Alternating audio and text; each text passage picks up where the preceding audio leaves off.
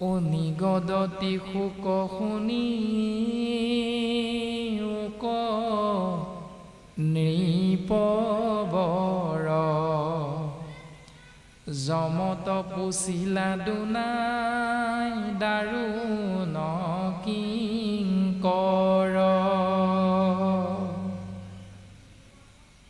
সেই ৰাজন পৰীক্ষিত তুমি শুনাচোন, যে পুনশ্চ ৰজা যমৰ আগত তেওঁৰ দূতসকলে সুধিছে, যমত পুছিলা দুনাই দাৰুণ কিংকৰ, সুধিছে, জানিব বিচাৰিছে, ৰাম একবাৰ উচ্চাৰিলে নামৰ আভাস, কিমতে সমস্তে পাপ তাৰ ভৈল নাশ। অনুদিনে আদৰে শৰীৰ নাম লৈ, তাৰে খেপাতে কহৰে অনুশাস্তে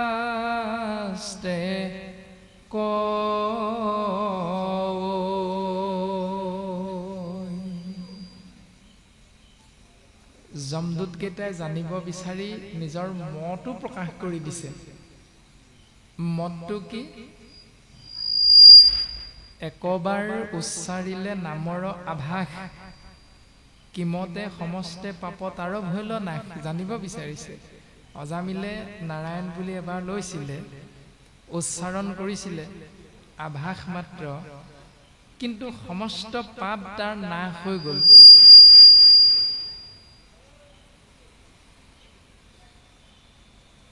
আমিতো শুনিছো, শ্ৰদ্ধা সহকাৰে নিৰন্তৰে ভক্তিভাৱে নাম আশ্ৰয় কৰিলেহে তাহাৰেহে সমস্ত পাতেক কালে হৰৈ, তেওঁৰহে সমস্ত পাপ কালৰ হাতত নাশ হৈ যায়। অনুদিনে আদৰে হৰি নাম, হৰিৰ নাম লৱৈ, তাৰেহে পাতেক হৰে অনুশাস্তে কহৈ। আমি এইটো শুনিছো অন্যবিলাক শাস্ত্ৰৰ মত, যে প্ৰত্যেক দিনাই আদৰ শুশ্ৰূষা সহিতে কৃষ্ণ নাম যদি আশ্ৰয় কৰে, তেতিয়াহ'লে প্ৰত্যেক দিনাৰ সেই ভক্তি ভাৱনাৰ বাবে জীৱৰ পাপ নাশ হয়। অন্য শাস্ত্ৰৰ দ্বাৰা এই মতটো প্ৰকাশিত হৈছে। ৰাম অহৰ্নিশে সুমৰিলে হৱে পাপ ক্ষয়, আনু পুৰাণত আছে হেন সে নিৰ্ণয়। অহৰ্নিশে ভগৱন্তৰ নাম আশ্ৰয় কৰিলে পাপৰ পৰা এটি জীৱ উদ্ধাৰ হ'ব পাৰে। আৰু 4 বেদ 14 শাস্ত্ৰ 18 ভাগী পুৰাণৰ ভাগৱতক বাদ দি 17 নম্বৰ ভাগী পুৰাণলৈকে আনু পুৰাণত বুলি প্ৰকাশিত হৈছে, যে আনু পুৰাণত আছে হেনহে নিৰ্ণয়। পুৰাণবিলাকত এনেকৈতো মতবাদটো প্ৰকাশ হৈ আছে, আমিওতো এনেধৰণেহে শুনা পাইছো। গতিকে সেই ৰাজন যমক কৈছে যে, সেই ৰাজন আমাক কথাখিনি ভালকে বুজাই দিয়ক। ভাগৱত শাস্ত্ৰক শুনিব ঠাই ঠাই, সেহিহে পবিত্ৰ নাম সুমৰে সদায়। হৱে শুদ্ধ যেবে ক নাম লৈলে মাত্ৰ, পূৰ্বত কৰিল কিয় প্ৰায়শ্চিত্ত শাস্ত্ৰ।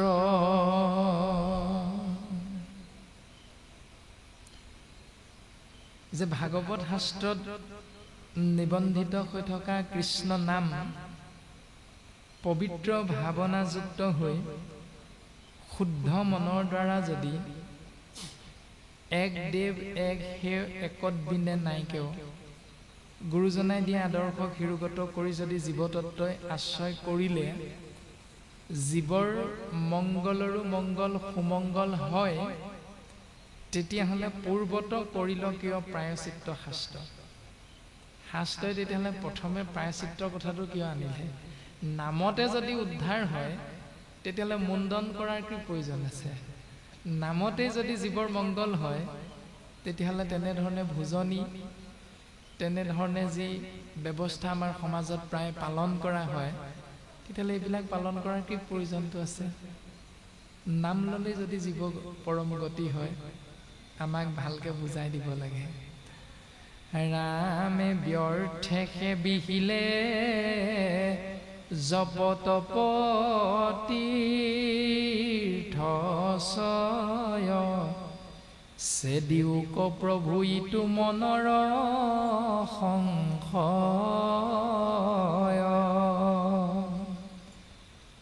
সেই প্ৰায়চিত্ৰৰ কেইটামান দৰ্শন দিলে।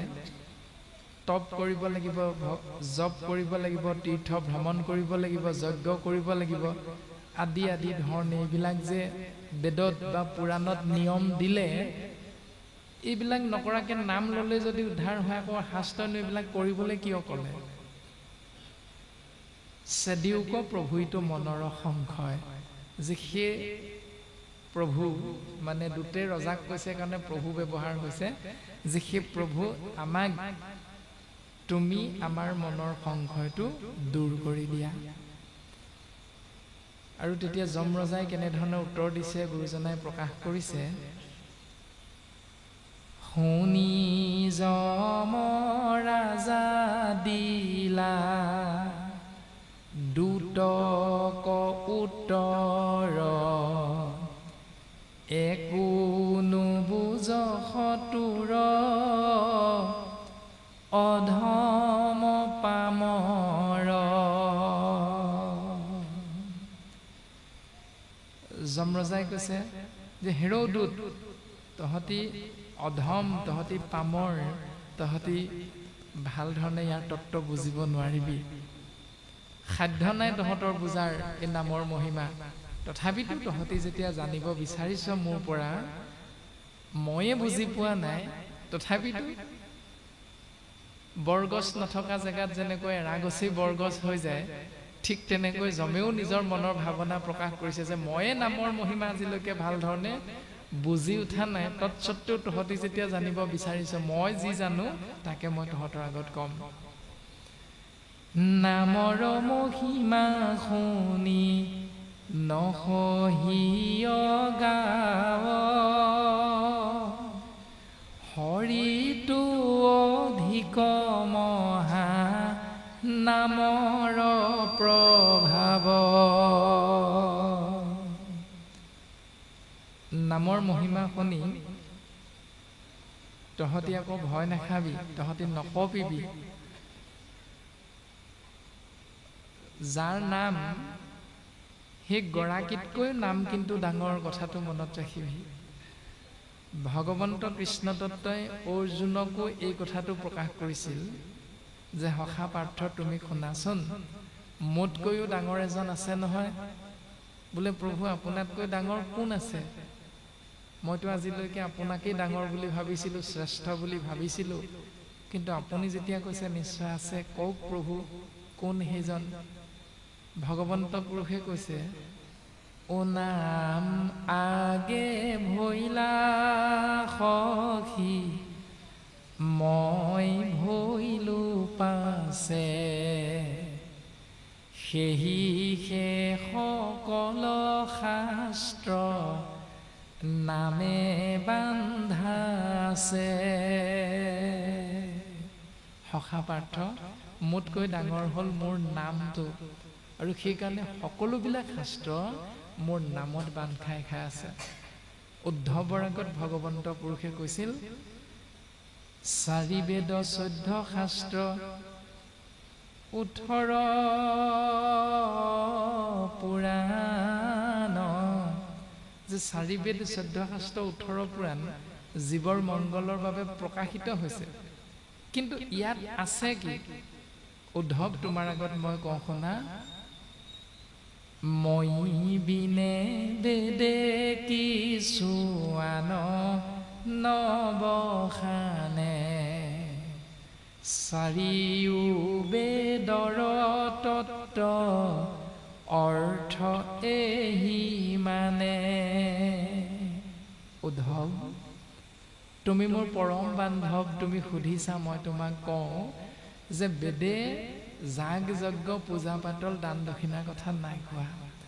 বেদে কেৱল মোৰ কথা কৈ আছে, আৰু মোৰ কথাটো কৈ থকাৰ পাছতো তাক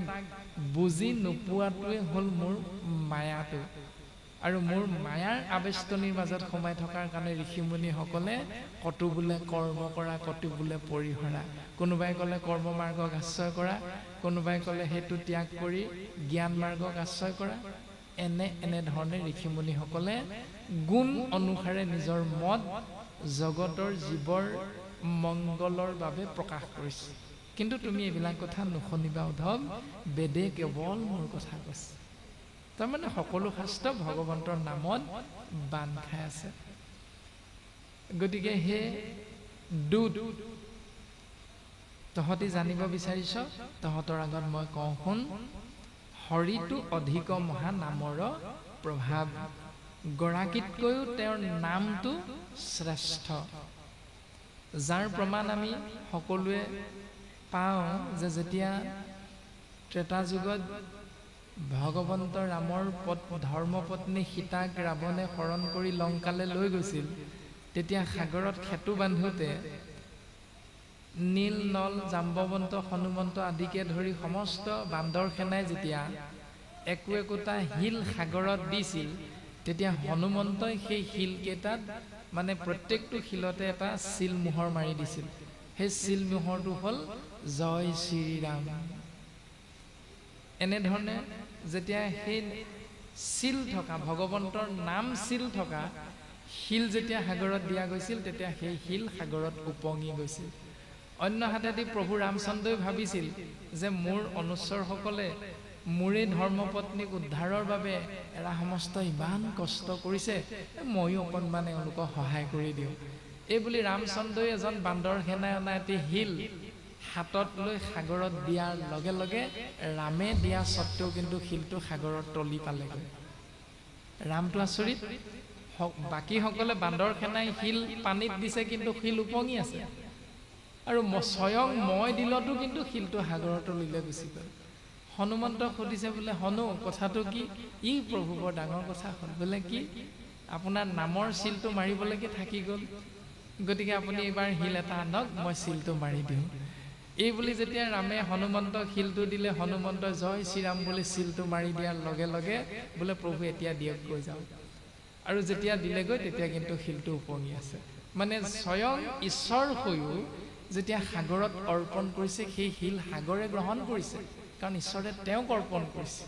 কিন্তু যেতিয়া জয় শ্ৰীৰাম বুলি লিখা হ'ল, তেতিয়া তেওঁ কাকো অৰ্পণ কৰা নাই, সেই বস্তু তেওঁৰ হৈয়ে আছে। এই দৰ্শনটো প্ৰকাশিত হৈছে। এই ৰামে নামৰ দ্ৰোহী হৰি নকৰন্ত ৰক্ষা, ৰাখে হৰি দ্ৰোহী নামৰ হেন কক্ষা, অচিন্তন মহিমা নাম এৰ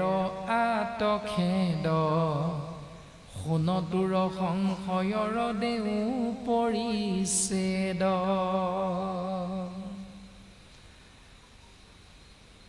নামৰ যি অপৰাধী বা দ্ৰোহী,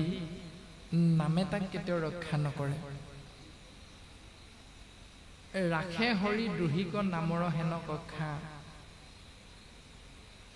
নামৰ দৰ্শনটো হ'ল সেইটোৱে যে নামৰ ওচৰত যি অপৰাধ কৰিব, নামে তেওঁক কেতিয়াও ক্ষমা নকৰে। আৰু নামক যি আশ্ৰয় কৰিব, নামে তাক কেতিয়াও বিপদত পৰিবলৈ নিদিয়ে। অচিন্ত নামৰ মহিমা নাম এৰ আতখেদ, সোণটোৰ সংশয়ৰ দেও পৰিছেদ। এই নামৰ অচিন্ত মহিমাৰ ওপৰতো যি সংশয় হৈছে,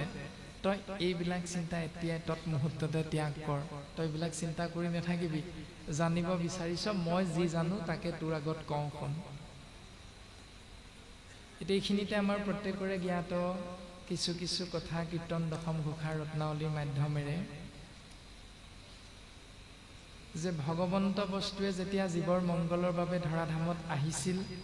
২৪ বাৰ অৱতাৰ ধাৰণ কৰিছে ২৪ অৱতাৰ কাৰ্য কাৰণৰ হেতু ৰাম ৰূপত অৱতাৰ ধাৰণ কৰোঁতে ১০,০০০ বছৰ ধৰাধামত আছে কৃষ্ণ ৰূপত অৱতাৰ ধাৰণ কৰোঁতে প্ৰায় ১২৫ বছৰ কাল আছে কিন্তু বাকী কলা অৱতাৰ অংশ অৱতাৰ এনে ধৰণে কেতিয়াবা কেতিয়াবা খুব কম সময় থাকি তেওঁ নিজৰ ৰূপ নাম হিচাপে জীৱৰ মাজত বেকত হৈ যায় প্ৰকাশমান হয় বৰাহ ৰূপ ধাৰণ কৰি হিৰণ্যাক্ষক বধ কৰিল তেওঁ অন্তৰ্ধান হৈ গ'ল নৃসিংহ ৰূপ ধাৰণ কৰি হিৰণ্যকশিপুৰক নিপাত কৰিলে তাৰ পাছত তেওঁ অন্তৰ্ধান হ'ল খুব কম সময়ৰ বাবে আহে মাজে মাজে আৰু এনেধৰণে বেছি সময় হওক বা কম সময়ে হওক ভগৱন্ত বস্তুৱে ধৰাধামত অৱতাৰ ধাৰণ কৰি যেতিয়া সেই অৱতাৰ সম্বৰণ কৰে তেতিয়া তেওঁৰ ৰূপটো হয় নাম ৰূপ আৰু কৃপালু গুৰুজনাই কৈছে য'তে ত'তে নথাকয় হৰি নামৰ ৰত্ন মহন্ত দোকানী কৰি ৰাখে মহাযত্ন ভাৰত হাতত আছে অনেক দোকানী নিচিনি কিনিলে পুনু মিলাই দে বুখিনি সাৱধান এই সংসাৰত বিভিন্ন দোকানী আছে কিন্তু সকলো দোকানীৰ ওচৰত নাম মহাৰত্ন কিন্তু নাথাকে থাকে কেৱল মহন্ত দোকানীৰ ওচৰত আৰু সেই মহন্ত ৰূপী দোকানী হ'ল ভগৱন্ত পুৰুষে নিজে গুৰু ৰূপত শংকৰ নাম লৈ কলিৰ কৰাল গ্ৰাসত পৰা জীৱক সত্য বস্তু আদি সত্য যুগে শুদ্ধ ধৰ্ম আছিল একমাত্ৰ হৰি নাম দেৱ হবে গুপ্ত কৰিলে কৰি কপট হেন হৰিনাম ব্যক্ত কৰি সমস্ত লোকক উদ্ধাৰিলা শ্ৰীমন্ত শংকৰে ভাঙিলা সবাৰো পদ যে সেই হৰিনাম গুৰু ৰূপত অৱতাৰ ধাৰণ কৰি জীৱৰ মংগলৰ অৰ্থে তেওঁৱে আকৌ কলিত প্ৰকাশ কৰিবলৈ আহিছে আৰু এনেধৰণে মহন্ত দোকানী স্বৰূপ গুৰুৰ ওচৰত আহি দেৱ তত্ত্ব আৰু নাম তত্ত্ব একঠাই হৈছে আৰু সেই গুৰু ৰূপতো ভগৱন্ত পুৰুষে অৱতাৰ ধাৰণ কৰি এই ধৰাধামত কৰিব লগা কৰ্ম সম্পাদন কৰি প্ৰায় ৭০ বছৰ বয়সত সিমান সময় ধৰাধামত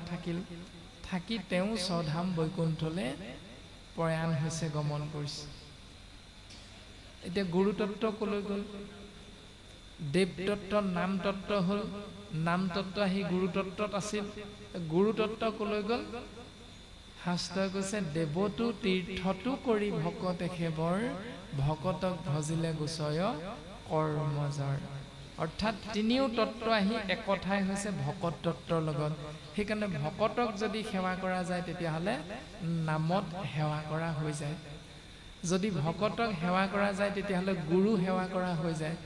ভকতক যদি সেৱা কৰা যায় ঈশ্বৰ সেৱা কৰা হৈ যায় মানে দেৱ সেৱা কৰা হৈ যায় এতিয়া তাকে কৰোঁ নে নকৰোঁ সেইখিনি কিন্তু আমি নিজে নিজেহে এতিয়া বুজি পাম যে পুৱাৰ ভাগতে যদি গুৰু গৃহলৈ যাবলৈ লওঁতেই ৩-৪জনমান ভকতৰ আগমন গৃহৰ মধ্যে হয় তেতিয়া সেই ভকত কেইজনক যদি আমি কওঁ বোলে বাপসকল আপোনাক অকণমান বহক আমি বন্তি গছ জ্বলাই লওঁ এইটো কথা শাস্ত্ৰই আমাক নাই কোৱা শাস্ত্ৰই কৈছে যে ভকতক সেৱা কৰিলে দেৱক সেৱা কৰা হৈ যায় গতিকে তেৰা সমস্তক বহুৱাই নাৰাখি তেৰা সমস্তক প্ৰথম সেৱা ভাগ কৰাটো চৈতন্য মূৰ্তি ভকত বুলি কোৱা হৈছে নিৰ্গুণ নিৰাকাৰ কৃষ্ণ তত্ত্বৰ সগুণ সাকাৰ ৰূপ হ'ল ভকত ভকতৰ প্ৰতিমা মূৰত ২ অধিষ্ঠান কপিল প্ৰভুৱে মাতৃক কৈছে যে ভকতৰ ৰূপটো হ'ল মোৰ দেখা পোৱা ২ নম্বৰ ৰূপটো আৰু কৃষ্ণ বুলি ক'লে আপুনি মই নেদেখা নিৰ্গুণ নিৰাকাৰ শ্ৰীকৃষ্ণ বুলি ক'লে সগুণ সাকাৰ ৰূপ কিন্তু তেৰাই ধৰাধাম এৰি গুচি গ'ল দাপৰ যুগত আছিল কিন্তু এতিয়া কলিযুগ গুৰু ৰূপত আহিও তেওঁ গুচি গ'ল সেইকাৰণে তিনিও তত্ত্বৰ মূল দৰ্শন হ'ল ভকত তত্ত্ব এতিয়া নামত অপৰাধ কৰিলে বুলি যে ইতিমধ্যে ক'লে যে নামৰ দ্ৰোহীক হৰি নকৰন্ত ৰক্ষা তাৰমানে ভকতৰ ওচৰত অপৰাধ কৰা মানে নামৰ অপৰাধ হৈ যায় আৰু প্ৰমাণ হিচাপে ঋষি দুৰ্বাসাই ভক্ত অম্বৰীষৰ ওচৰত এটা অপৰাধ কৰাৰ কাৰণে ১৪ ব্ৰহ্মাণ্ড পলায়ো ভগৱন্তৰ সুদৰ্শন চক্ৰৰ পৰা ৰক্ষা পাব পৰা নাছিল ঋষি দুৰ্বাসা আৰু ভগৱন্তৰ চৰণত যেতিয়া পৰিছিল যে প্ৰভু তোমাৰহে চক্ৰ সুদৰ্শন গতিকে তুমি মোক ক্ষমা কৰা তোমাৰ চক্ৰৰ পৰা তোমাৰ অস্ত্ৰৰ আঘাতৰ পৰা মোক ৰক্ষা কৰা তেতিয়া ভগৱন্তই কৈছা নহ'ব নহ'ব বোলে কিয় তুমি মোৰ ওচৰততো অপৰাধ নাই লগোৱা তুমি অপৰাধ লগাইছা ভকতৰ ওচৰত নামত অপৰাধ লগাইছা গতিকে তুমি যাৰ ওচৰত অপৰাধ লগাইছা তেওঁৰ ওচৰলৈ যোৱা মোৰ সুদৰ্শন চক্ৰৰ কাম এটাহে যে মোৰ নামত মোৰ ভক্তক যি অপৰাধ লগাব তেওঁক নামে ৰক্ষা নকৰে সেইকাৰণে তুমি যাৰ ওচৰত অপৰাধ কৰিছা তুমি তেওঁৰ ওচৰলৈ যোৱা আৰু যেতিয়া গৈ ভক্ত অম্বৰীশৰ ওচৰত ঋষি দুৰ্বাসাই সেৱা নিবেদন কৰিছে তেতিয়াহে ভগৱন্তৰ সুদৰ্শন চক্ৰ শান্ত হৈছে গতিকে আমি নাম দৰ্শন কেনেধৰণে আশ্ৰয় কৰিব লাগিব গুৰুজনাই কেনেকৈ আশ্ৰয় কৰিবলৈ কৈছে নামৰ অপৰাধ কেনেধৰণে হ'ব পাৰে এই কথাখিনি পদে আমাক সংক্ষিপ্ত ৰূপত এনেকৈ প্ৰকাশ কৰিছে বৰ্তমান আৰু আমাৰো সীমিত জ্ঞান আমিও এনেধৰণে আপোনালোকৰ অগ্ৰত প্ৰকাশ কৰা হৈছে ৰামে মহা মহা পাতে কৰ ক্ষয়ৰ নিমিত্তে নালাগে হৰিৰ নাম সততে স্মৰিতে এতিয়া মহা মহা পাপৰ ক্ষয়ৰ নিমিত্তে হৰি নাম সদ্যহতে আচৰণ নকৰিলেও হ'ব বুলি কৈছে ভাগৱতে আমাক কাৰ দ্বাৰা পৰম বৈষ্ণৱ 12জন বৈষ্ণৱৰ ভিতৰত যম নামৰ বৈষ্ণৱজনাই তেওঁ দুটৰ আগত প্ৰকাশ কৰিছে পাপ যিকোনো প্ৰকাৰে হ'ব পাৰে গীতা শাস্ত্ৰত কৈছে এটা সুন্দৰ দৰ্শন শৃগালক লাগি সিংহক নালাগে কুকুৰে খেদাইতে পাৰে হিয়াল খেদিবৰ বাবে সিংহ এটা পুহিব নালাগে কুকুৰ এটাই হিয়ালটোক খেদিব পাৰে এই দৰ্শনটো ইয়াত প্ৰকাশিত হৈছে যে মহা মহা পাতে কৰ ক্ষয়ৰ নিমিত্তে নালাগে হৰিৰ নাম সততে স্মৰিতে তোমাৰ কিবা এটা অপৰাধ হৈছে কাৰোবাৰ ওচৰত সেই অপৰাধটোৰ বাবে বোলে বা আমাৰ হঠাতে হৈ গ'ল অপৰাধটো আপোনাভাৱে আমাক আৰু অকণমান ক্ষমা দিব এই অপৰাধটো কৰিব নালাগিছিল এতিয়াহে গম পাইছোঁ আমাৰ অপৰাধ হৈ গ'ল এই বুলি কৈ দিলে সন্মুখৰ কেইজনে বোলে হ'ব হ'ব দিয়া ভৱিষ্যতে এইখিনি অকণমান চাবা এনেকুৱা যাতে কৰ্ম তোমাৰ দ্বাৰা নহয় এনেধৰণে কৈ দিলে আৰু সেই ব্যৱস্থাটোৰ পৰা পৰিত্ৰাণ পাব পাৰে গতিকে এনেকুৱা সৰু সুৰা পাপ বা অপৰাধ কৰ্মৰ বাবে তুমি ডাঙৰকৈ ভকতক নিমন্ত্ৰণ কৰি এনে নাম এষাৰ কৰি নকৰিলেও হ'ব এই দৰ্শনটো প্ৰকাশিত হৈছে আৰু এনেধৰণে সৰু সুৰা অপৰাধ কৰোঁতে কৰোঁতে এদিন ডাঙৰ এটা অপৰাধো হয় নোহোৱাকৈও নাথাকে কিন্তু যিটো অপৰাধ ডাঙৰ যদিও যদি ভকতসকলে কয় ৰাইজে যদি কয় বোলে একো নাই দিয়া এওঁটো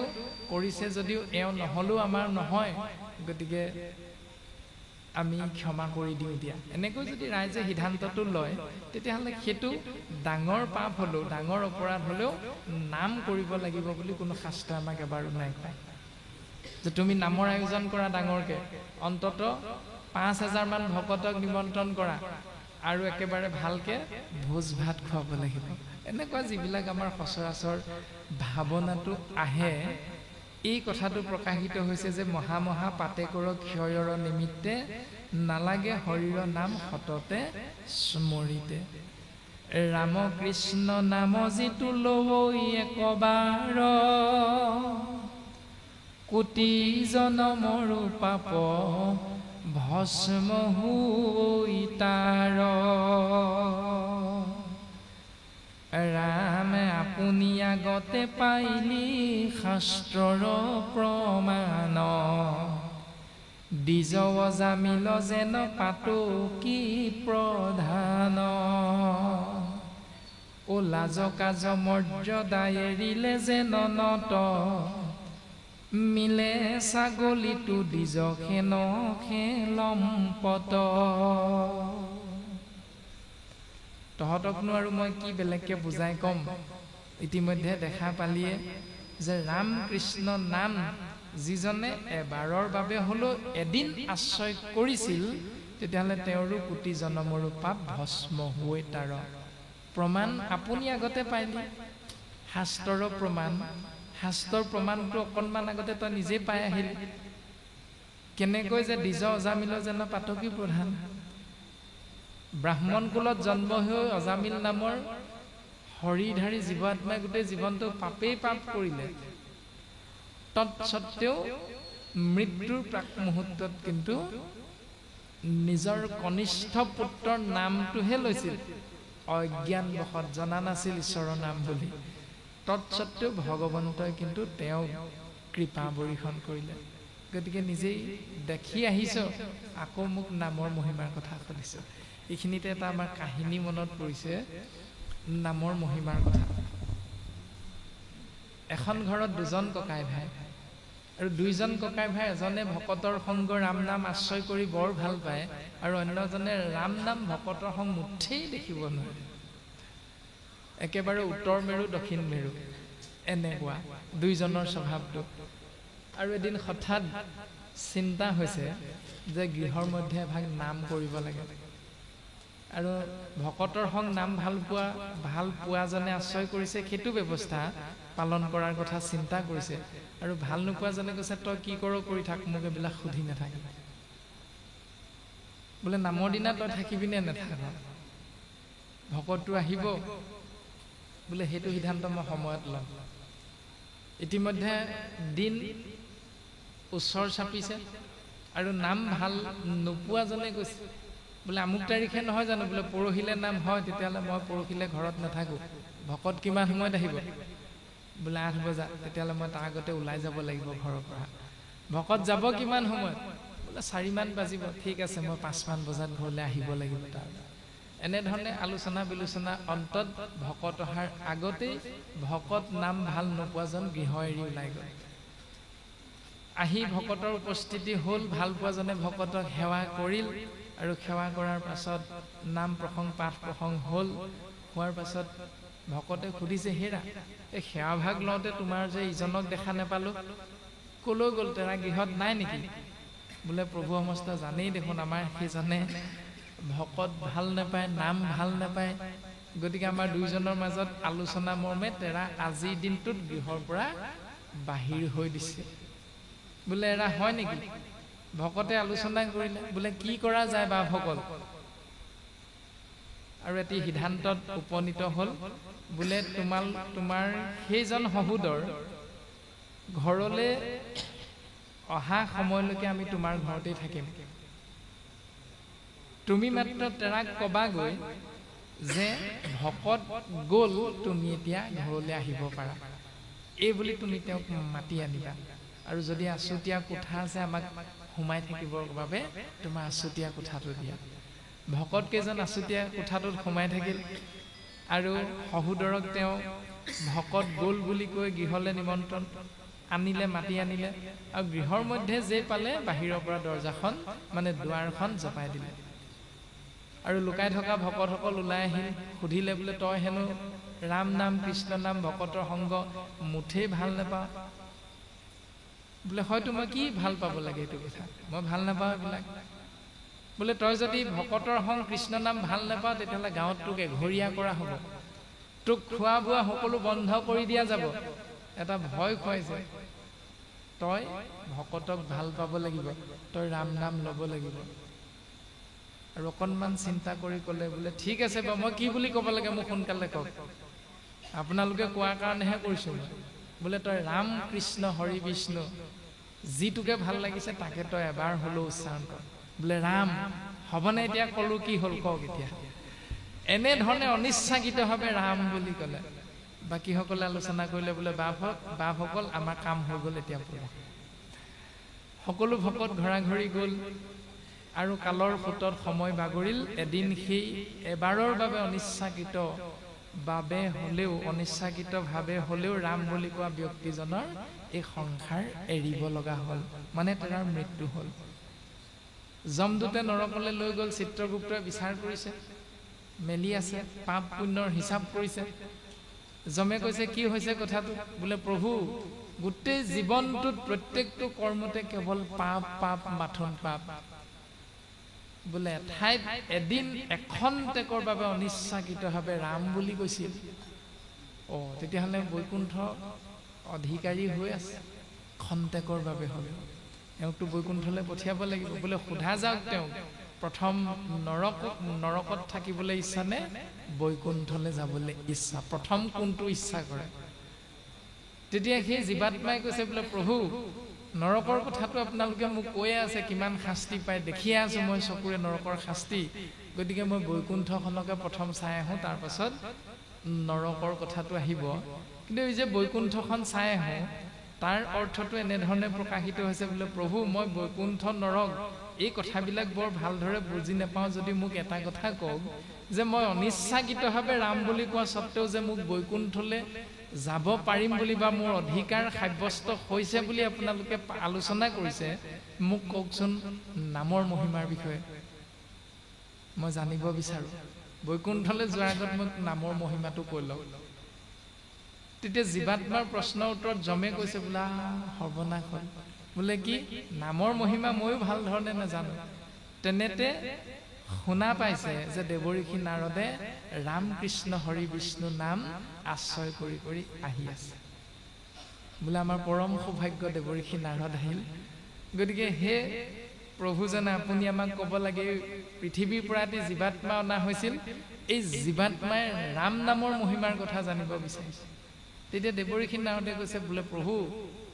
ইজনে সিজনক প্ৰভু নামেৰে সম্বোধন কৰে দেৱঋষি নাৰদো হৈছে বৈকুণ্ঠৰ পাৰিষদ আৰু অন্য হাতেদি যম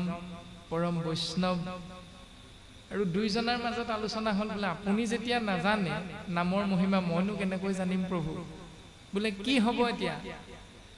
বোলে আমাৰ পিতৃ প্ৰজাপতি ব্ৰহ্মাদেৱৰ ওচৰলৈ যাওঁ বলক তেওঁহে নামৰ মহিমাৰ কথা জানিব কাৰণ তেওঁ এজন বৈষ্ণৱ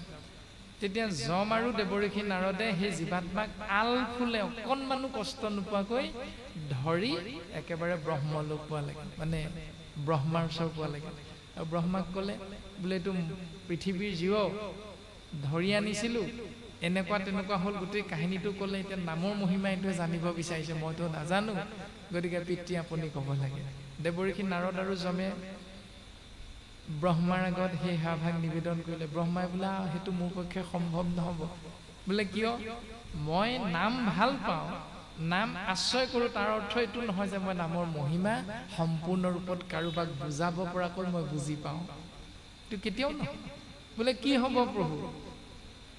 নামটো সদা সৰ্বদা পৰম বৈষ্ণৱ শিৱই স্মৰণ কৰি থাকে শিৱই জপ কৰি থাকে গতিকে শিৱইহে ইয়াৰ উত্তৰ দিব পাৰিব এই বুলি তিনিওজন পৰম বৈষ্ণৱে জীৱাত্মাক আলফুলে ধৰি কৈলাশ পোৱালে কৈলাশত যেতিয়া শিৱৰ আগত সকলোখিনি বিৱৰি ক'লে শিৱই বোলে মইতো একেইহে ভগৱন্তৰ নাম ভাল পাওঁ তেওঁক কৃপা কৰাৰ কাৰণেহে গতিকে আমি এটা কাম কৰোঁ নামৰ গৰাকী যি তেওঁৱে তেওঁৰ নামৰ মহিমা কথা ক'ব পাৰিব তেওঁৰ ওচৰলৈ লৈ যাওঁ বোলে এই বুলি চাৰিওজন পৰম বৈষ্ণৱে আলফুলে জীৱাত্মাক নি বৈকুণ্ঠ পোৱালেগৈ আৰু পৰম পুৰুষ প্ৰভু ভগৱন্ত কৃষ্ণ তত্বৰ চৰণত এই কাহিনীৰ মাধ্যমেৰে সেৱাভাগ আগবঢ়াওঁতে প্ৰভুৱে মিচিকিয়া হাঁহি মাৰি গৈছে বোলে শিৱ প্ৰজাপতি দেৱঋষি যম তোমালোক চাৰিওজন বৈষ্ণৱে এতিয়াও নামৰ মহিমাৰ কথা বুজিবলৈ আছেনে বোলে কি প্ৰভু যিজনে এবাৰ ৰাম বুলি কওঁতেই বৈকুণ্ঠ প্ৰাপ্তিৰ অধিকাৰী হৈছে আৰু সেইজনে নাম মহিমা বুজিবলৈ বিচাৰোঁতে তোমালোক চাৰিজন বৈষ্ণৱে আলফুলে ধৰি সেইজনক মোৰ ওচৰলৈ আনিছা আৰু এতিয়াও তোমালোকৰ নামৰ মহিমা বুজিবলৈ বাকী আছে এইটোৱে হ'ল নামৰ মূল দৰ্শন যে যিজনে নাম লয় তেওঁক ইমানেই শ্ৰদ্ধা আৰু সন্মানৰ পাত্ৰ হৈ যায় যে যিটো আপুনি মই মোক সন্মান কৰ আকৌ বুলি বিচাৰি ফুৰিলেও সেই সন্মান লাভ কৰিব পৰা নাযায় এই দৰ্শন আৰু যমে সেই কথাটোকে প্ৰকাশ কৰিছে যে ৰাম কৃষ্ণ নাম যিটো লৱৈ একবাৰ কোটি জনমৰো পাপ ভস্ম হৈ তাৰ আপুনি আগতে পাইলি শাস্ত্ৰৰ প্ৰমাণ দ্বিজ অজামিল যেন পাতকী প্ৰধান ইমান পাপ কৰ্ম কৰাৰ পাছতো নিজৰ কনিষ্ঠ পুত্ৰকে মাতিছিল মাত্ৰ নাৰায়ণ বুলি আৰু তাৰ দ্বাৰাই বৈকুণ্ঠ প্ৰাপ্তি হৈছে ইমান মহিমা আছে নামৰ তাৰ পাছতো ভাগৱত কীৰ্তন দশম ঘোষাৰত্নাৱলীৰ এই নাম বস্তু আমি আশ্ৰয় কৰিবলৈ যদি ইচ্ছা নকৰোঁ তেতিয়াহ'লে আমাতকৈ দুৰ্ভগীয়া দ্বিতীয়জন নহ'ব এৰাম অত্যন্ত অশুদ্ধ চিত্ত নজানে কৃষ্ণক নাৰায়ণ আইষ বুলি ডাকিলে পুত্ৰক। অজামিলৰ চিত্ত অত্যন্ত অশুদ্ধ আছিল। তেওঁ কৃষ্ণ কথা জনা নাছিল, তথাপিতো নাৰায়ণ বুলি নিজৰ পুত্ৰক আশ্ৰয় কৰিছিল, পুত্ৰৰ নাম ধৰি মাতিছিল, ডাকিলে পুত্ৰক। ও এতেকে তৰিল পাপ বন্ধনৰ হন্তে পাইলে কমুকুতি নাম হুমুৰি মৰন্তে। এতেকে তৰিল পাপ বন্ধনৰ হন্তে, সেইকাৰণে পাপ বন্ধনৰ পৰা অজামিল নামৰ জীৱতত্ব মুকলি হ'ব পাৰিলে। পাইলে ক মুকুতি নাম হুমৰি মৰন্তে। মৃত্যুৰ প্ৰাক মুহূৰ্তত নাৰায়ণ বুলি কোৱাৰ কাৰণে তেওঁ সমস্ত পাপৰ পৰা পৰিত্ৰাণ পাব পাৰিলে। আৰু দ্বিতীয় স্কন্ধটো মহামানী শুকগুৰুৱে অভিশপ্ত পৰীক্ষিত ৰাজাৰ আগত কৈছিল, অন্তকালে হৰি স্মৰে যিটো ভাগ্যৱন্ত তাহাৰ মহিমা কহি কোনে পাৱে অন্ত। মৃত্যুৰ প্ৰাক মুহূৰ্তত যি কৃষ্ণ বুলি কৈ বা ভগৱন্তৰ অনন্ত কোটি নামৰ এক নাম আশ্ৰয় কৰি যাব পাৰিব, তেওঁৰ কিমান ঈশ্বৰৰ কৃপা লাভ হয় তাৰ সংখ্যা গণনা কৰি আমি শেষ কৰিব নোৱাৰোঁ। ইমান মহান কৃপা লাভ হয় ভগৱন্ত পুৰুষৰ পৰা। আৰু ৰাজন পৰীক্ষিত, তুমি জানিব বিচাৰিছিলা এইখিনি কথা, গতিকে তোমাক আমি কওঁ শুনা, যে সেই ৰাজন পৰীক্ষিত হেন জানি যাৰ আছে মুখ্যক সৰ্বথা পৰীক্ষিত তেবে শুনি মোক কৃষ্ণ কথা। এই তত্ত্বটো জানি লৈ যিজনে মুখ্য প্ৰাপ্তিৰ ইচ্ছা কৰি থাকে তেওঁ আশ্ৰয় কৰিব লাগিব কেৱল কৃষ্ণ নাম। আৰু যদি তেওঁ কোনো ইচ্ছা নাথাকে তেতিয়াহ'লে তেওঁ যি কৰে সেইটো তেওঁৰ কথা। যি ধৰণে বাস্তৱত আমাৰ সন্তানটোৱে ডাক্তৰ হ'ব, ইঞ্জিনিয়াৰ হ'ব বুলি গাঁওখনৰ প্ৰত্যেক ঘৰ গৃহস্থীৰ আগত দেউতাক মাকে যদি কৈ ফুৰে, সেই কৈ ফুৰিলে সন্তানটো ডাক্তৰ হৈ নাযায়। ডাক্তৰ কৰিবৰ ইচ্ছা মনত ৰাখি তাক যেনেধৰণে গাইড দিব লাগিব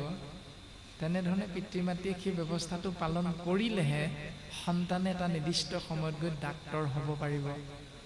তাকে নকৰি যদি হাজাৰজনৰ আগত কৈ ফুৰে বোলে মোৰ চাবা মোৰ ল'ৰা ডাক্তৰ হ'ব, এনেই ডাক্তৰ হৈ নাযায় নহয়। যদি প্ৰত্যেক শ্ৰেণীতে পৰীক্ষাত উত্তীৰ্ণ হ'ব নোৱাৰি দুবাৰ তিনিবাৰকৈ অনুতীৰ্ণ হৈ থাকে, তেতিয়াহ'লে সেই সন্তান কেনেকৈ ডাক্তৰ হ'বগৈ পাৰিব? সেইটো আপোনাৰ মোৰ প্ৰত্যেকৰে এটা ধাৰণা নিশ্চিত ৰূপত আছে। ঠিক তেনেকৈ ভাগৱতো আমাক কৈছে যে ৰাজন পৰীক্ষিত হেন জানি যাৰ ইচ্ছা মুখ্যক সৰ্বথা। যদি মুখ্য প্ৰাপ্তিৰ ইচ্ছা আছে, সালোক্য সাজুৰ্য সাৰূপ্য সামীপ্য নিৰ্বাণ বা মুখ্য, তেতিয়াহ'লে মুখ্য কৰ্মটো হ'ল, প্ৰধান কৰ্মটো হ'ল তেবে শুনি উক কৃষ্ণ কথা। তেতিয়া কিন্তু কৃষ্ণ কথা শুনিব লাগিবই, এইটো বাধ্যতামূলক। যদি মুখ্য প্ৰাপ্তিৰ ইচ্ছা নাথাকে তেতিয়াহ'লে তুমি যি কৰা, যাগ যজ্ঞ পূজা পাতল দান দক্ষিণা শ্ৰাদ্ধ পিণ্ড হোম ব্ৰত তীৰ্থ স্নান, তুমি যি কৰা সেইটো তোমাৰ নিজৰ কথা। শাস্ত্ৰই তাত কোনো মাত মতা নাই, বাধাও দিয়া নাই। কিন্তু যদি লাগে মুখ্য প্ৰাপ্তি মুকুতি, তেতিয়াহ'লে মূল বিষয়বস্তু হ'ল কৃষ্ণস্তু ভগৱন্তৰ নামত শৰণ গ্ৰহণ কৰা, আশ্ৰয় গ্ৰহণ কৰা। গতিকে হেৰৌ দুধ শুন কহিলো বেদৰু তত্ত্ব জানিবি নিশ্চয়, নামৰ আভাষে মাত্ৰ পাপ কৰৈ ক্ষয়। বেদৰ তত্ত্বটো জানিবলৈ চেষ্টা কৰিবি, বা মই কৈছোঁ তই মনত ৰাখিবি, নামৰ আভাষে মাত্ৰ পাপ কৰৈ ক্ষয়। নাম উচ্চাৰণ কৰাৰ অভ্যাসটো যদি কৰিব পাৰা, তেতিয়াহ'লে তাৰ দ্বাৰা প্ৰত্যেক মুহূৰ্ততে কোটি কোটি পাপ নাশ হৈ হৈ গৈ থাকে যিমান পাপ এটি জীৱাত্মাই এই সংসাৰত 10টা ইন্দ্ৰিয়ৰ দ্বাৰা কৰিবই নোৱাৰে মাত্ৰ আমাক অভ্যাসটো লাগিব বুলি কৈছে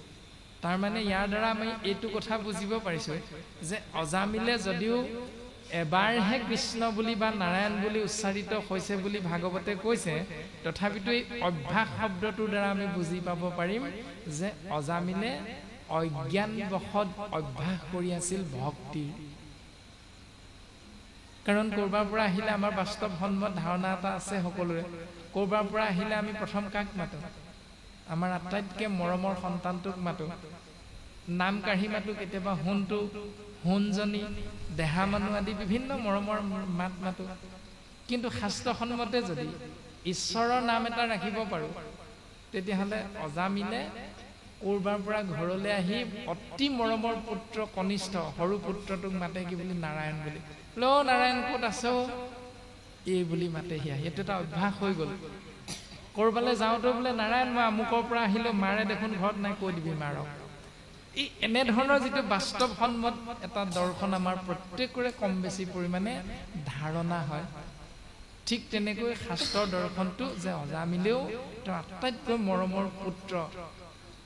নাৰায়ণ নাম ৰাখিছিল আৰু নাৰায়ণ নামটোত তেনে ধৰণে অজ্ঞানবশত হ'লেও মৰমতে সদায় আশ্ৰয় কৰি আছিল বোলে নাৰায়ণ মই আহিলো নহয় মাৰক মাত আকৌ মই আহিলো বুলি কগৈ হাত মুখ ধুবলৈ পানী দে আদি আদি যিবিলাক স্বাভাৱিক চিন্তা তেনেধৰণে নাৰায়ণ নাম অজ্ঞানবশত এটা ভক্তি অভ্যাস কৰি আছিল যাৰ বাবে প্ৰত্যেক দিনাৰ পাপ প্ৰত্যেক কৰ্মৰ পাপ অহৰ্নিশে নাশ হৈ হৈ গৈ আছিল এই ৰামে পাতকৰ বাসনাৰ ক্ষয়ৰ নিমিত্তে সততে নামক সুমৰি বেলা গৈ নিতে পাতকৰ বাসনাৰ ক্ষয়ৰ নিমিত্তে আমি যে পাপ কৰিম এতিয়া আমাৰ যে কৰ্মত পাপটো যোগ হয়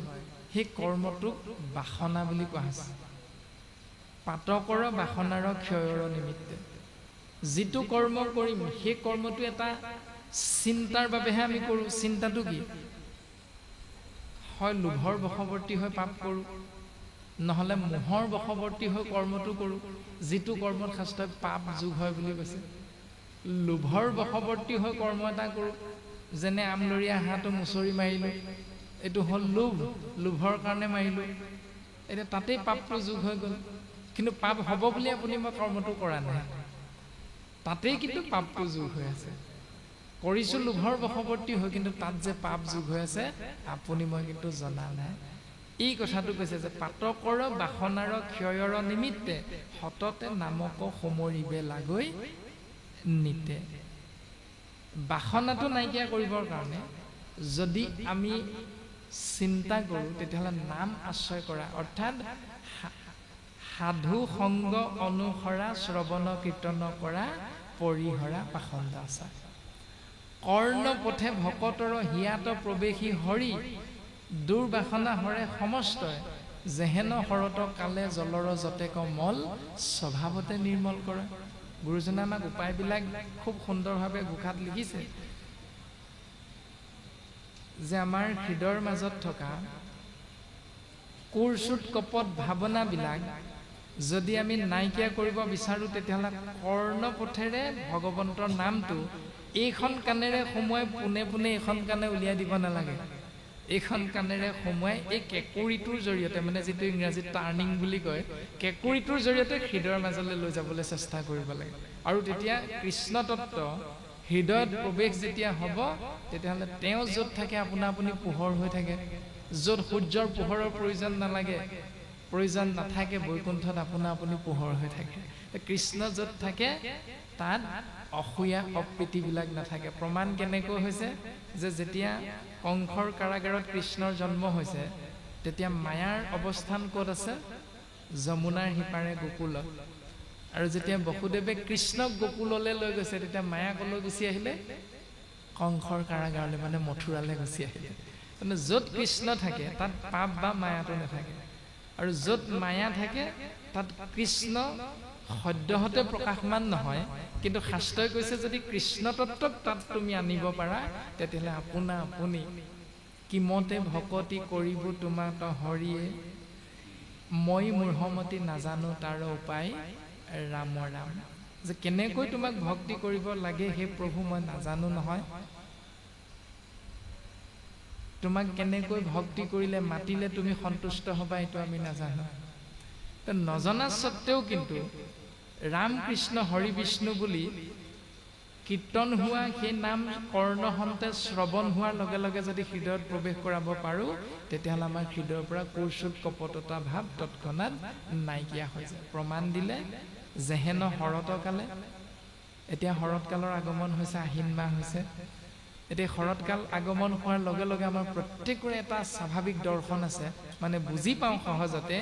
যে অলপ দিনৰ আগতে বাৰিষা হৈ থাকোঁতে যিটোপা ঘোদা পানী আমি বোকা পানী গছকি লেতেৰা হৈছিল বুলি ভাৱনাটো আহিছিল, সেই একেটোপা পানীয়ে শৰৎকাল হোৱাৰ লগে লগে কিন্তু ফটফটীয়া হৈ যায়।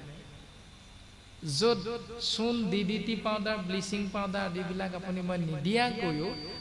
আপুনি ঘোদা পানী লেতেৰা পানীটোপা ফটফটীয়া পৰিষ্কাৰ হৈ যায়। যেহেন শৰতক কালে জলৰ যতেক মন স্বভাৱতে নিৰ্মল কৰি দিয়ে, পবিত্ৰ কৰি দিয়ে। ঠিক তেনেকৈ কৃষ্ণ নাম আশ্ৰয় কৰিলে জানিয়ে লোৱা নাজানিয়ে লোৱা কোনো কথা নাই, নামে নামৰ কাম কৰিহে এৰিব। গতিকে আমি সমস্ত জনাকে গুৰুজনাই কৈছে কেৱল নামত শৰণ গ্ৰহণ কৰা। এটা নামত শৰণ গ্ৰহণ কৰা নাম মানে কি? অজামিলে নাম আশ্ৰয় কৰিছিল মৰিবৰ সময়ত। অজামিল মানে কি? 3টা যমদূতে নিবলৈ আহিছিল, খেদাইছিল 4জন বিষ্ণুদূতে, তাৰ মানে কি? এই কথাখিনি ইতিমধ্যে পদে আমাক কৈ গৈছে। এতিয়া কোৱাৰ লগে লগে প্ৰথম অজামিল বুলি ক'লে আমি কি বুজি পাম? অজ যোগ অমিল সমান অজামিল। অজ মানে পৰম ব্ৰহ্ম কৃষ্ণ তত্ত্বৰ কথা কোৱা হৈছে, অজ ব্ৰহ্ম, যাৰ জন্ম নাই মৃত্যু নাই। যোগ অমিল মানে জীৱাত্মা যদি অজ পৰম ব্ৰহ্ম কৃষ্ণৰ লগত পিঠি হৈ থাকে, মানে অমিল হৈ থাকে, এনেকৈ যদি দি দিওঁ বোলে 2খন হাত লগ লগাই দিয়াচোন বা বোলে দিলো, এনেকে দিলে কি হ'ব? কৃষ্ণ হ'ব নে নমস্কাৰ হ'ব? একোটো বুজি নাপাওঁ। পদ্ধতিটো হ'ল এনেকে লগ লগাব লাগিব, তেতিয়া ইয়াৰ নাম হ'ল কৃষ্ণ বা নমস্কাৰ। আমি ধাৰণাটো বুজি পাম ইয়াত, এওঁ হয় আমাক কৃষ্ণ বুলি কৈছে, নহয় নমস্কাৰ বুলি কৈছে, এইটো বুজি পাম। ঠিক তেনেকৈ অজামিল মানে অজ পৰম ব্ৰহ্ম কৃষ্ণ তত্ত্বৰ লগত জীৱাত্মাৰ যদি মিলটো নাথাকে, অমিল হৈ থাকে, তেতিয়াহ'লে তাকেই কোৱা হৈছে অজামিল। এতিয়া আমি সেইটো নিজক সুধিব লাগে প্ৰত্যেকে, যে আমাৰ চিন্তাত কৃষ্ণ নাম যোগ নহয় নেকি? আমাৰ ভাৱনাত কৃষ্ণ তত্ত্বটো নাহে নেকি? তেতিয়াহ'লে আমিয়েই একোজন অজামিল বুলি শাস্ত্ৰই কৈছে। এতিয়া সেই অজামিলক নিবলৈ আহিছিলে যমদূতলৈ, নৰকলে 3জন যমদূতে। সেই 3জন যমদূত হ'ল কফ, বাত, পিত্ত, মানে 3টা বেমাৰ বুলি কৈছে। শৰীৰটোত 3টা বেমাৰ হয়, সেয়া হ'ল কফজনিত কাৰণ। তাৰমানে আমাৰ ডিঙিটোত যে কফ হয়, যাক আমি আশ্ৰয় কৰিবলৈ ইচ্ছা নকৰিলেও আপুনি এটা বয়সত সেই ব্যৱস্থাটোত আমি সোমাব লগা হয়। আৰু এই বেমাৰটোৰ কাৰণে এদিন আমি উশাহ নিশাহ বন্ধ হৈ এই সংসাৰ এৰিব লগা হয়। এইটো এটা যমদূত। তাৰপিছত বাত মানে গাঁঠিয়ে যে আমাৰ বিষ হয়, বাত বিষ বুলি কয়, সেই বিষটোতে এদিন আমি কেঁকাই গুঠাই সংসাৰৰ পৰা যাবগৈ লাগিব, সেইটো বেমাৰ। 3 নম্বৰটো হ'ল পিত্ত। পিত্তজনিত বেমাৰ মানে এপেণ্ডিক্স, গ'ল্ড ব্লাডাৰ আদি যিবিলাক বেমাৰ, সেইবিলাক পিত্তজনিত বেমাৰ। এনেকুৱা বেমাৰতে আপোনাৰ মোৰ এদিন মৃত্যু হ'ব, মানে আত্মাতত্ত্বই শৰীৰ এৰিবলৈ বাধ্য হ'ব। এইটো হ'ল 3টা যমদূত। আৰু এই 3টা যমদূতৰ পৰা পৰিত্ৰাণ পাবৰ বাবে 4জন বিষ্ণুদূত আহিছে বুলি কৈছে। সেই 4জন বিষ্ণুদূতৰ নাম হ'ল গুৰু, দেৱ, নাম আৰু ভকত। বিয়া এখন খাবলৈ যাবচোন আপোনালোক, কিমান সময় বহি থাকোঁ বাৰু? চকী দিলেও আধা ঘণ্টা 1 ঘণ্টা। এতিয়া ইয়াততো 3 ঘণ্টা 4 ঘণ্টা বহি থাকিলেও কঁকালো নিবিষায়, আঁঠু মূৰো নিবিষায়। কিন্তু বিয়া এখন খাবলৈ গ'লে আধা ঘণ্টামান বহি থাকিয়ে কোৱাকৈ হৈ যায়, বোলে ইমান দেৰি হ'ল, গৃহত দেখোন ওলাই নাই অহা, হেৰা প্ৰেজেণ্ট নিদিওঁ, ব'লা নহ'লে যাওঁ। এই বিভিন্ন ধৰণৰ ভাৱনাবিলাক আমাৰ মনলৈ আহি থাকে। কিন্তু কৃষ্ণ কথা যেতিয়া কাণত সোমাই হৃদয়ৰ মাজলৈ গৈ থাকে, তেতিয়া ঘৰৰ পৰা যদি আহিছিলোঁ বোলে হেৰা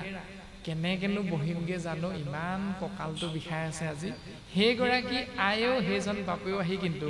2 ঘণ্টামান সময় যে ধৰাখনত বহি আছিল, তেওঁ কিন্তু সেই জ্ঞানটো নাহে। কাৰণ কাণেৰে কৃষ্ণ নাম শুনি আছে, হৃদয়ত কৃষ্ণ নামে অহৰহ ক্ৰিয়া কৰি আছে, সেইকাৰণে তেওঁ যে কঁকাল বিষটো আছিল পাহৰি থাকিল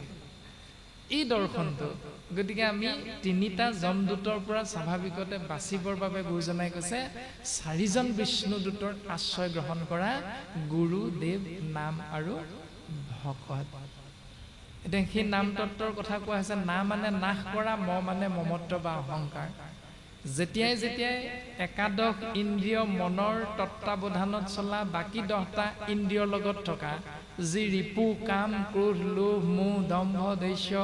অহংকাৰ, মদ, মাশ্চৰ্য, কৌৰ্চুট, কপট আদি যিবিলাক ভাৱনা ৰিপু হিচাপে দৰ্শন কৰাইছে,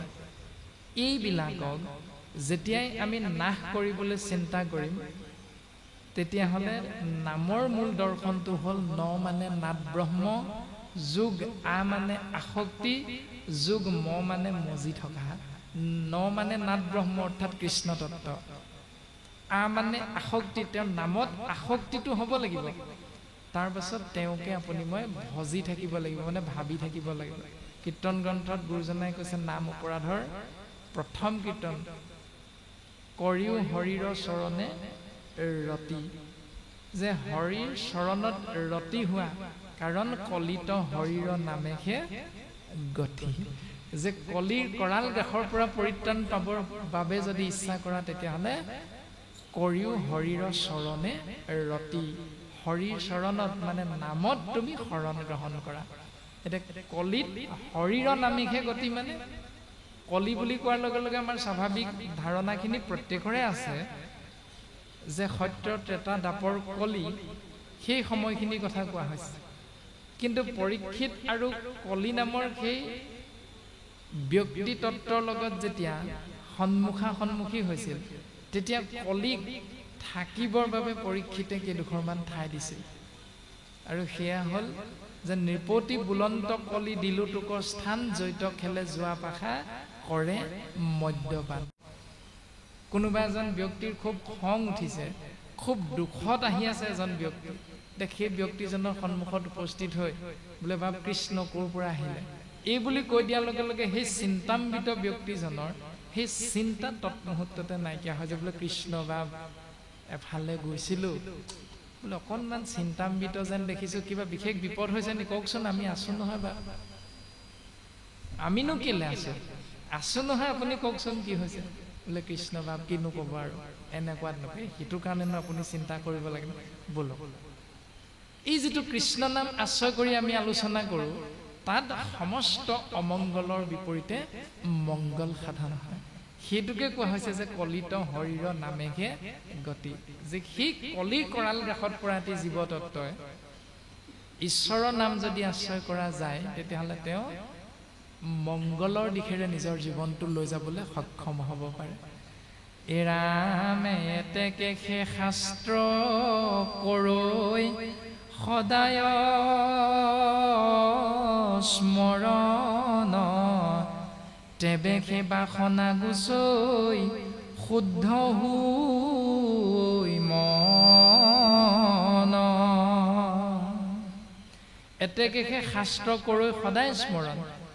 সেইকাৰণে শাস্ত্ৰত লিখা কথাখিনি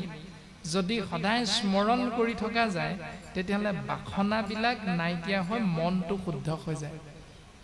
এতিয়া আজি আমি 2 ঘণ্টাৰ কাৰণে ইয়াত বহিছোঁ, দিনৰ ভাগতো বহিলোঁ, কৃষ্ণ নাম আশ্ৰয় কৰিলোঁ, হয়তো কালিও আমি এনেধৰণে কৃষ্ণ নাম আশ্ৰয় কৰা হৈছিল। এতিয়া প্ৰশ্ন হ'ল, এই 2দিনীয়া কাৰ্যসূচীত কৃষ্ণ নাম আশ্ৰয় কৰা ইয়াৰে কোনোবা 2জন বাপ বা 2গৰাকী আয়ে হয়তো আৰু 2 মাহ বা 3 মাহৰ পাছত এখন কাজিয়া হৈ যাব পাৰে, কিন্তু স্বাভাৱিক মানুহৰ মনহে। এতিয়া শাস্ত্ৰই কৈছে তেবেহে বাসনা গুচৈ শুদ্ধ হৈ মন, তেতিয়া বাসনাটো নাইকিয়া হ'ব, মন শুদ্ধ হ'ব কেনেকৈ? যিদিনা আপুনি মই কাজিয়াত লিপ্ত হ'বলৈ উপশম হ'ম আৰু এই যুঁজু ভাৱনাটো আহিব আৰু বোলে সি আজি আহিছে, তাক ঠিক কৰিম ৰ, এতিয়া গৈছিলেহে, তাক মই পালেই ঠিক কৰিম বুলি যেতিয়া ৰৈ থাকিম, সন্মুখী হ'ম, তেতিয়াই যদি আজিৰ দিনটোলৈ মনত পেলাই দিওঁ বোলে আমুক দিনটোত আমি দেখোন দুইজনে একেলগে কৃষ্ণ কথা শুনি আছিলোঁ এই বুলি ভাবি দিয়াৰ লগে লগে তেওঁতো সেইদিনা মোক কৃষ্ণ বুলি কৈছিল মইতো তেওঁক সেইদিনা কৃষ্ণ বুলি কৈছিলোঁ আজি আকৌ তেওঁৰ প্ৰতি মোৰ খংটো কিয় আহিল এই বুলি যদি আজি কৃষ্ণ নামটোৰ কথাটোলৈ মনত পেলাই দিয়া যায় তেতিয়াহ'লে তৎমুহূৰ্ততে সেই খংৰূপী বা সেই কামনাৰূপী বাসনাটো তৎমুহূৰ্ততে মনৰ পৰা নাইকিয়া হৈ যাব আৰু যদি লগে লগে আহোঁতে কৈও দিওঁ বোলে বা বৰ অপৰাধ এটা কৰিছিলোঁ নহয় বোলে কি হ'ল আজি এমাহৰ আগতে আপুনি আমি একেলগে কাষতে বহি চাহ খাইছিলোঁ নামঘৰত কৃষ্ণ নাম শুনি শুনি সুখ দুখৰ কথা পাতিছিলোঁ কিনো মন বুজিছেনে আপুনি এইফালে যে গৈছিল মই কিন্তু আপোনাৰ প্ৰতি বেলেগ এটা ধাৰণা লৈ আছিলোঁ নহয় গতিকে আপুনি যাতে মোৰ এই অপৰাধটোৰ বাবে ক্ষমা কৰোৱাই বা বোলে আপুনি ভাৱনাটোহে লৈছিল তো এইটোনো কি ডাঙৰ কথাটো মনৰ কামেই সেইটো গতিকে আপুনি আজিৰ পৰা এইবিলাক চিন্তা নকৰিব এই ভাৱনাৰ দ্বাৰা জীৱই সুন্দৰভাৱে এখন সুন্দৰ সমাজ আপুনি মই গঢ় দিব পাৰিম এই দৰ্শনবিলাকে শাস্ত্ৰই আমাক নামৰ মাধ্যমেৰে প্ৰকাশ কৰি আছে এৰামে তেবে খেন চাৰৈ কৃষ্ণ শৰণ তৰতি ইহাৰ প্ৰমাণ জানা সপ্ৰেম ভকতি তেবেখে নচাৰৈ কৃষ্ণ চৰণত ৰতি তেতিয়াই কৃষ্ণৰ চৰণত ৰতি হ'ব কৃষ্ণৰ চৰণৰ পৰা জীৱতত্ব আঁতৰি যাব লগা নহয় ইহাৰ প্ৰমাণ জানা সপ্ৰেম ভকতি এটা সপ্ৰেম ভকতি ভক্তি মানে হ'ল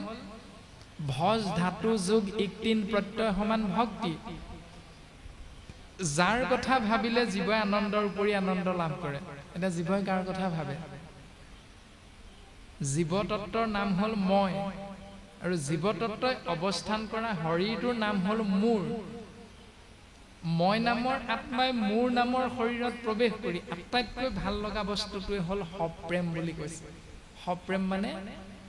এটা চিন্তা এনেকৈ কৰিলে সপ্ৰেমৰ কথাটো বুজি পাম যে এটা সৰু ল'ৰাক যেতিয়া সোধা যাব বোলে কোনটো তোমাৰ আটাইতকৈ মৰমৰ কোন কোৱাচোন বোলে মোৰ মা তাৰ পাছত বোলে মোৰ দেউতা সেই একেটা ল'ৰাই যৌৱনত ভৰি দি যেতিয়া বিয়া পাতিব সুধিবচোন বোলে তোমাৰ মৰমৰ কোন মাকো নহয় দেউতাকো নহয় মৰমৰ হ'ল মানুহগৰাকী মাক দেউতাকৰ নামটো তেতিয়া নাহে আৰু মনলৈ তেতিয়া আটাইতকৈ মৰমৰ হৈ যায় মানুহগৰাকী মানে পত্নীগৰাকী অলপ দিনৰ পাছত যেতিয়া এটি সন্তান জন্ম হয় তেওঁলোকৰ মাজত তেতিয়া সুধিবচোন তেতিয়া পত্নীৰ নামটো আঁতৰাই দিয়ে বোলে মোৰ আটাইতকৈ মৰমৰ ল'ৰাটো আকৌ ইয়াৰ কাৰণেহে জীয়াই আছোঁ আৰু উপায় নাই সেইটো আটাইতকৈ মৰমৰ আহকচোন ভূমিকম্প এটা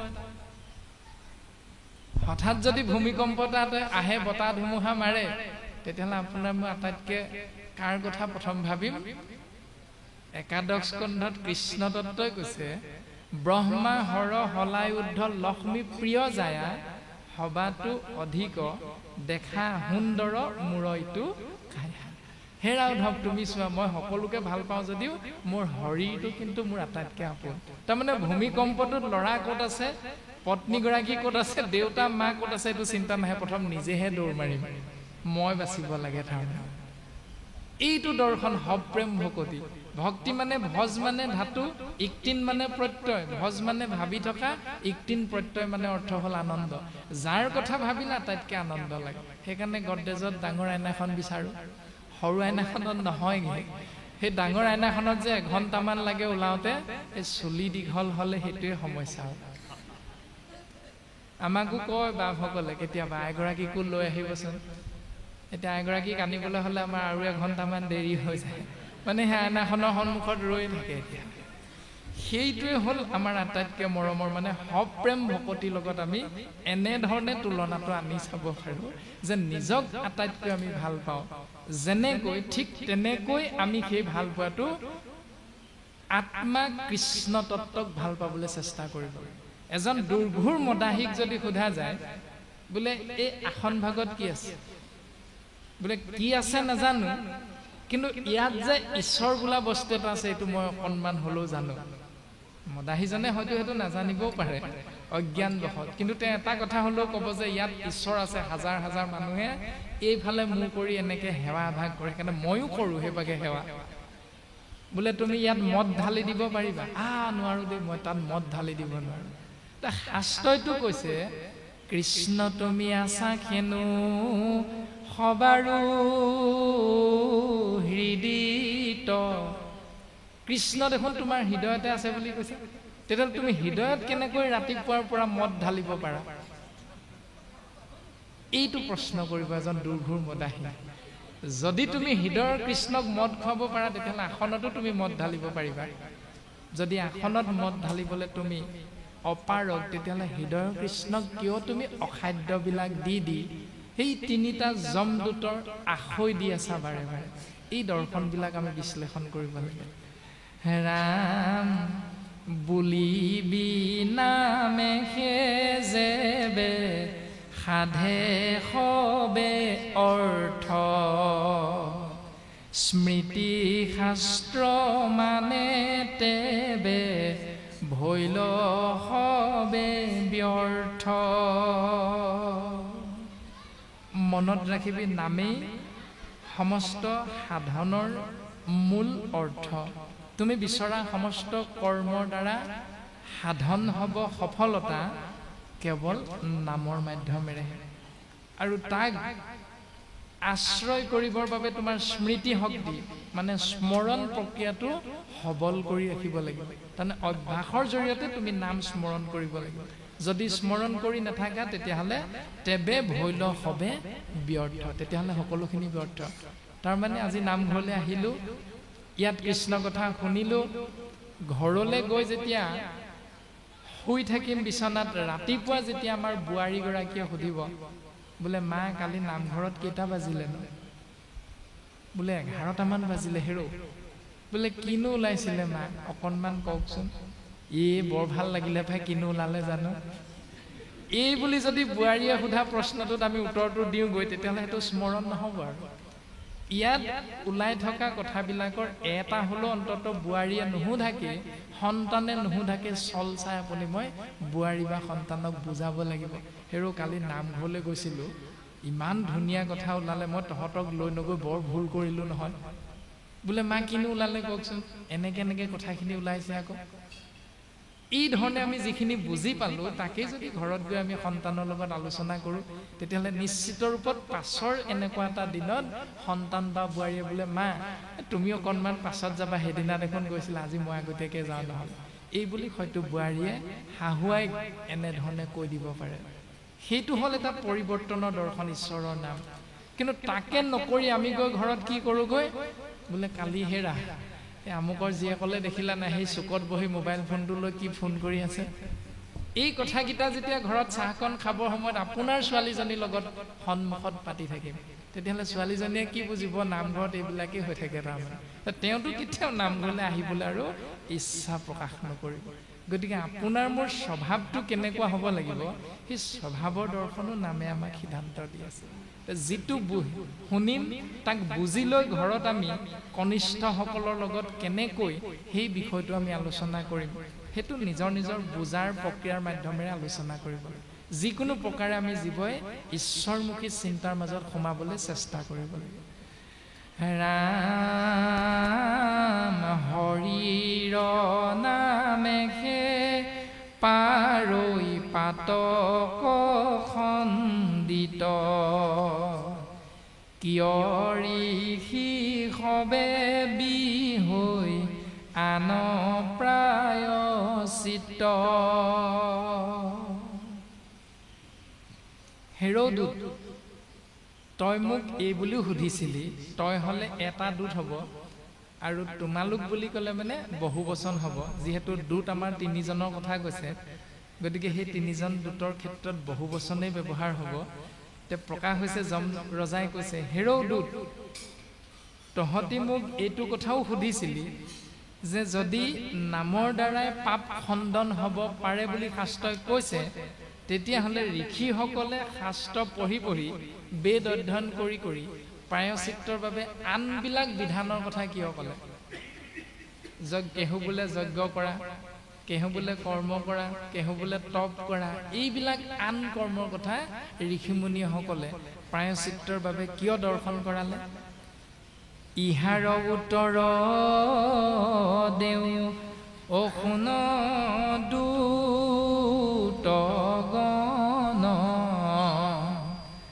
বাৰজনীয়া তপৰে যত মহাজন।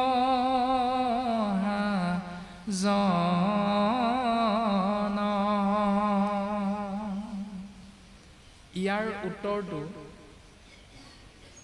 তহঁতৰ আগত মই কওঁ শুন। 12জনীয়া তপৰে যত মহাজন, অৰ্থাৎ 12জন যি পৰম বৈষ্ণৱৰ কথা কোৱা হৈছে মহাজন ৰূপত, সেইসকলেও পৰম ৰহস্য হৰি নাম নজানে, বিনে আন প্ৰায়শ্চিত্ত কৰ্ম কবখানে। পৰম ৰহস্য হৰি নামৰ বিষয়ে যিসকলে প্ৰকৃততে নাজানে তেওঁলোকেহে আন প্ৰায়শ্চিত্ত কৰ্মৰ কথা কৈ থাকে। কোনোবা এজন আত্মীয় পৰলোকগামী হ'লে এই তই তিলনি 3 দিনত কৰিব লাগিব দেই, এইখিনিৰ কাৰণে এইখিনি লাগিব, শৰাই 5খনমান লাগিব, 3খন শৰাই সজাব লাগিব, নামাচাৰ্যক গামোচা চেলেং দিব লাগিব সাজ এটা, তাৰপাছত পাঠাচাৰ্যক দিব লাগিব সাজ এটা, এইটো নিয়ম, গতিকে এইবিলাক তই কৰিব লাগিব। তাৰপাছত মুণ্ডন কৰিব লাগিব, তাৰপাছত দিনৰ ভাগতে সন্ধিয়া বেলি 2বাৰ আগতে অন্ন গ্ৰহণ কৰিব লাগিব, তাৰপাছত হাতত এডাল বাঁহৰ লাঠি ল'ব লাগিব, এটা মূৰত এটা গজাল বা ভগা বা চিগা কাঁচি বা কটাৰী এখন গুজি ল'ব লাগিব, যাৰ নাম হ'ল ধৰ্মদণ্ড। এনেকৈ কিছু কিছু নিয়ম আমাৰ সমাজ ব্যৱস্থাত পালন কৰা দেখা যায়। কিয় পালন কৰা দেখা যায়? কাৰণ নামৰ মহিমাৰ কথা আমাৰ শুদ্ধ ৰূপত জ্ঞান নহয়, শুদ্ধ ৰূপত আমি আশ্ৰয় কৰিবলৈ অপাৰগ, সেইকাৰণে আমি বাকী ব্যৱস্থাখিনিক কম সময়ত আশ্ৰয় কৰিবলৈ চিন্তা কৰোঁ, চেষ্টা কৰোঁ। এৰাম যেন মৃত্যু সঞ্জীৱনী ঔষধতে সাৰ, মৰা কজিয়া ঐ হেন প্ৰভাৱতাৰ। যেন মৃত্যু সঞ্জীৱনী ঔষধতে সাৰ, মৰাকো জীয়াৱৈ হেন প্ৰভাৱত আহাৰ। এই আমাৰ যে কিছুমান দৰ্শন এনেকুৱা হয়, বিশ্বাসে মিলয় হৰি। কোনোবা এজনে যদি কয় আমুকৰ ওচৰত আপোনাৰ যিটো হৈছে, আজি 2 মাহমান আগতে মোৰো একেটা বেমাৰে হৈছিলে নহয়, বোলে আমুকৰ গাঁৱত যে আমুক নামৰ মানুহজন বোলে চিনি পাই নে? পাওঁতো আকৌ তেওঁৱে এইটো বেমাৰৰ ঔষধ দিয়ে, মই খাই ভাল পাই গ'লো। এই বুলি যেতিয়া এজনে একেবাৰে বিশ্বাসেৰে কৈ দিব ইজনৰ আগত, সিজনে তেতিয়া বিশ্বাস কৰি যেতিয়া খাই দিব ঔষধটো, আপুনি তাৰ প্ৰভাৱতে ভাল হৈ যাব। এই দৰ্শনটো প্ৰকাশিত হৈছে। তাৰমানে বিশ্বাসটো আচল বস্তু। ৰাম মন্দমতি বৈদ্য সবে তাহাক নজানি, আনকহে ঔষধ দেৱ ৰোগীয়াক আনি। অন্য হাতেদি মহামূঢ় বৈদ্যসকলে বেমাৰটো ক'ৰ পৰা আৰম্ভ হ'ল, কিয় হ'ল, তাৰ এটা শুদ্ধ ব্যৱস্থা বুজি নোপোৱাৰ বাবে এইটোৱে বেমাৰ হ'ব পাৰে বুলি অনুমান কৰি অন্য এটা ঔষধকে দি দিয়ে। আনকহে ঔষধ দেৱ ৰোগীয়াক আনি। মায়ায়ে মোহিলে নুবুজিলে বেদবাণী, কৰ্ম কৰি অক্ষয় স্বৰ্গক সাধৈ প্ৰাণী। ঠিক তেনেকৈ ভগৱন্তৰ মায়াৰ বিষয়ে জীৱই বুজি পোৱাটো ইমান সহজ নহয়, আৰু মায়াৰ মাজত আবদ্ধ হৈ জীৱতত্বই স্বৰ্গকে শ্ৰেষ্ঠতম স্থান বুলি ভাবি কৰ্ম কৰি অক্ষয় স্বৰ্গক সাধৈ প্ৰাণী। কৰ্ম কৰে কেৱল শংখ চাগ মহিষ কাটৈ অসংখ্য প্ৰমাণ। এই বলিবিধান প্ৰক্ৰিয়া নানা দেৱক পূজা উপাসনা কৰা পদ্ধতি আশ্ৰয় কৰি শ্ৰেষ্ঠতম স্থান স্বৰ্গকেই বুলি ভাবি তালৈ যোৱাৰ চিন্তাত ব্ৰতী হৈ যায়। এইটোৱেই হ'ল ভগৱন্তৰ মায়া। ভক্তিৰ কথাটো আৰু নাহেই তাত কেৱল কৰ্ম মাৰ্গ আৰু জ্ঞান মাৰ্গৰ মাজতে জীৱ আবদ্ধ হৈ যায় এই ৰামে কৰ্মকাণ্ড বেদ তেখে মতি ভৈল জ্বৰ জপব্ৰত যজ্ঞ কেখে দেখৈ কৰ্ম বৰ গুৰুজনাই কীৰ্তন গ্ৰন্থত এটা কথা আমি দৰ্শন পাওঁ যে ৰাখিলাহা কৰ্মকাণ্ড অজ্ঞানীৰ পদে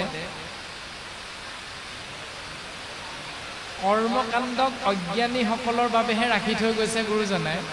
কৰ্মিক নুগুচৈ পৰম আপদে কৰ্মকাণ্ড মাৰ্গটো আশ্ৰয় কৰাত বাধা নাই কিন্তু গুৰুজনাই সেই পদটো ৰাখিছে কেৱল অজ্ঞানীসকলৰ বাবে আৰু যদি আমি অজ্ঞানী হওঁ বা আমি কৰ্ম মাৰ্গটো আশ্ৰয় কৰোঁ তেতিয়াহ'লে শাস্ত্ৰ আমাকে অজ্ঞানী বুলি ককৰ্থনা কৰিছে আৰু সেই অজ্ঞানীসকলে আশ্ৰয় কৰা কৰ্মকাণ্ড মাৰ্গটোৰ বাবে তেওঁলোকে বিচৰা ধৰণে পদৰ গৰাকী হ'ব এৰা কৰ্মকাণ্ড বেদ তেখে মতি ভৈল জ্বৰ জপব্ৰত যজ্ঞ কেখে দেখৈ কৰ্ম বৰ গ্ৰহদোষ কালদোষ দৈৱদোষ হৃষ্টদোষ এইবিলাকৰ পৰা পৰিত্ৰাণ পাবলৈ আমি স্বাভাৱিকতে বাপাইসকলে কি কৰোঁ বাৰু আমাৰ যে হাত দুখন এই হাত দুখনত থকা এই আঙুলিকেইটাত পাথৰৰ একোটা একোটা আঙুঠি পিন্ধি থাকোঁ আমি কেলে বাৰু তাৰ দৰ্শনটো হ'ল গ্ৰহদোষ কালদোষ দৈৱদোষ হৃষ্টদোষ আদিৰ পৰা পৰিত্ৰাণ পাবলৈ একোটা মূল্যৱান পাথৰৰ আঙুঠি পিন্ধো তাতে এটা আঙুঠি পিন্ধো ক'ৰ গড়ৰ খৰ্গৰ আঙুঠি এটা পিন্ধো এতিয়া সেই গড়ৰ খৰ্গৰ আঙুঠিটো কেলে পিন্ধো বোলে তেতিয়া হেনো মানুহজনৰ বেমাৰ আজাৰ নহয় মানুহজন নমৰে যদি গড়ৰ খৰ্গৰ আঙুঠিটো আমি হাতত পিন্ধিলে আমাৰ মৃত্যু নহয় অপায় মংগল নহয় তেতিয়াহ'লে এহাতমান ডাঙৰ খৰ্গটো নাকৰ আগতে লৈ থকা কাজিৰঙাত সেই গড়কেইটা কেলে মৰে সেইকেইটাতো মৰিব নালাগিছিলে যদি আপুনি মই তাৰ খৰ্গ অকণ আঙুঠি হিচাপে আঙুলিত পিন্ধি থাকিলে আপোনাৰ মোৰ অপায় মংগল দূৰ হয় কাজিৰঙাত গড়টো নমৰিলেহেঁতেন তাৰমানে এইবিলাকে হ'ল আমাৰ প্ৰত্যেকৰে অন্ধবিশ্বাস কৃষ্ণ